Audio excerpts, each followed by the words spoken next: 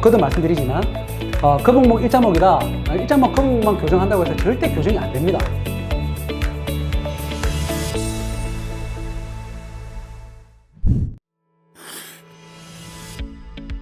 목이란 게 이 척추 위에 있는 거잖아요.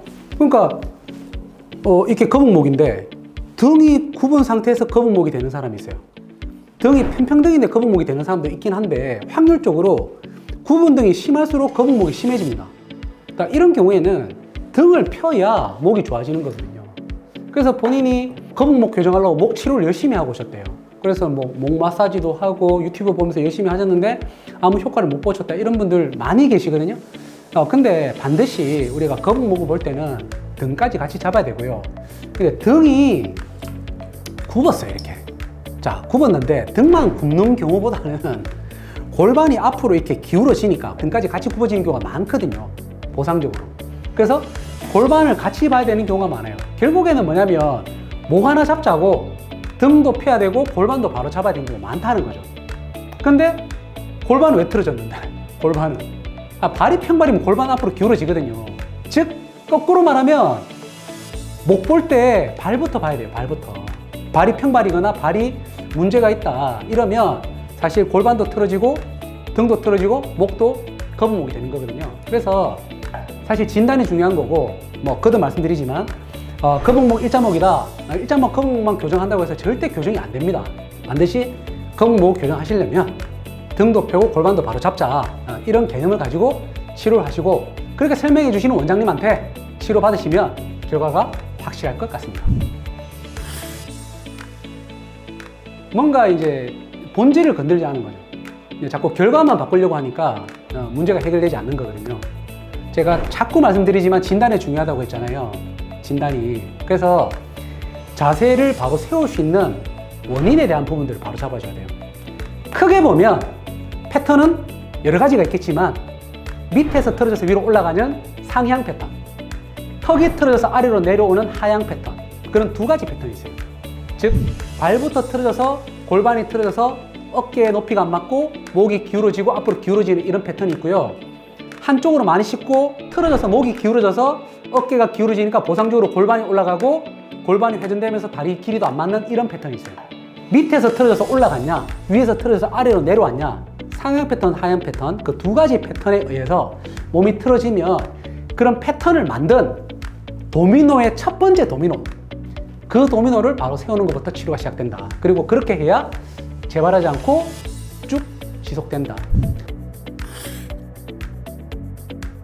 첫 번째 도미노, 즉 발부터 틀어지는 상향 패턴의 첫 번째 도미노를 교정하는 것은 맞춤형 깔창을 씁니다.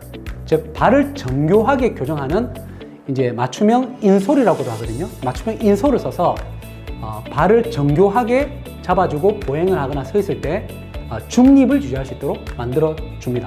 그리고 하향 패턴, 즉 턱이 틀어지는 패턴들은 맞춤형 교정기를 쓰죠. 턱 관절을 이렇게 위치를 잡아주고 턱 관절 사이 공간을 늘려주는 맞춤형 교정기를 통해서 턱 관절 주변에 있는 근육도 이완시켜주고 디스크 공간도 만들어주게 되면 목 뒤쪽에 후두하근이라든지 후면부 근육들이 이완되는 효과가 있거든요. 그렇기 때문에 목이 한쪽으로 틀어지는 것을 막아줄 수가 있는 거죠. 그래서 원인 제공을 하지 않기 때문에 그 이후에 우리가 교정을 하게 되면 교정 효과가 유지가 됩니다. 그래서 상향 패턴의 첫 번째 도미노는 맞춤형 인솔이 되는 거고요. 하향 패턴의 첫 번째 도미노는 턱관절 교정을 하는 CTA라는 턱관절 교정 장치가 되는 겁니다. 첫 번째는 스마트폰을 버리는 거, 또는 스마트폰을 볼 때 버리기 싫으면 팔을 올려서 눈높이로 보는 게 가장 중요한 거고요. 그 다음에 가장 많이 우리가 하는 자세가 앉아있는 자세죠. 앉아있는 자세. 앉아있을 때 이런 식으로 비스듬히 앉아있는 경우가 많죠. 예. 그래서 의자를 끝까지, 엉덩이 끝까지 넣어서 그리고 가슴을 2cm 살짝 올려주세요. 척추 기립근에 이렇게 힘이 들어가는 자세로 이렇게 앉되 너무 세워서 앉으시면 근육이 너무 긴장하기 때문에 너무 필요해요. 금방 이렇게 지치실 거예요. 그래서 자세를 약간 등 뒤로 기울인 자세, 이 자세가 바른 자세입니다. 이 자세가 바른 자세가 아니에요. 굉장히 오해들 하시는데 이렇게 이런 자세, 등을 기대서 가슴을 살짝 올린 자세, 이 자세가 바른 자세입니다. 그리고 자는 자세 중요하겠죠. 자는 자세. 골반이 이렇게 틀어지지 않도록 다리 사이에 이렇게 베개를 딱 끼워서 골반이 틀어지지 않도록 세팅해서 주무시는 거. 이런 게 상당히 생활 습관 부분에서 가장 중요하다. 그래서 핸드폰 보는 습관을 조금 바꾸실 것, 그리고 앉는 자세를 세팅하실 것, 그리고 자는 자세 세팅하실 것. 요 세 가지만 잘 지키셔도 교정된 자세를 오랫동안 유지할 수 있어요. 왜 좋은 차를 타면 승차감이 좋아요? 충격 흡수를 하는 이 댐퍼라고 하는 쇼업쇼버가 이 충격 흡수를 해주는 거거든. 우리 몸의 쇼업쇼버 역할을 하는 게 뭐예요?